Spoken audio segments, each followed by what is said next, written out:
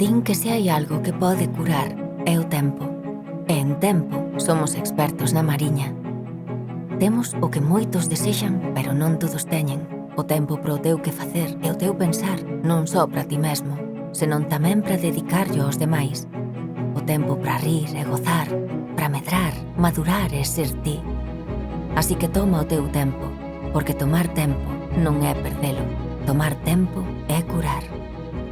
Como aquelas que atoparon nos 9 baños de mar de setembro a cura, porque entenderon que o mar non tiña presa, que ía e viña unha e outra vez sen mirar o reloxo, como aquelas que deixaron que a brisa, o sal e as ondas que mollaban a súa pel as andaran por dentro e por fora.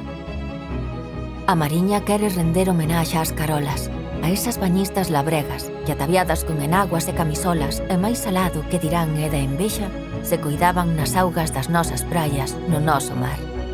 Desde comezos do século XX e especialmente coa apertura en 1910 da Casa de Baños a Cantábrica, as carolas ou canouras chegaban desde zonas rurais do interior da provincia de Lugo acompañadas dos seus fillos, fillas e veciñas a lugares como Ribadeo, Foz, Barreiros ou Viveiro para gozar non só dos baños de mar, senón de todo o que a Mariña podía ofrecer.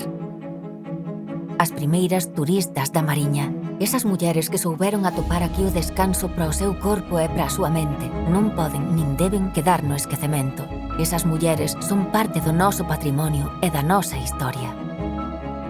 Sargadelos, insignia cultural da Mariña e de Galicia, deu forma a esta homenaxe á Carola nunha das súas figuras de porcelana de alta calidade, fiel ao seu inconfundible estilo que combina tradición e modernidade artística.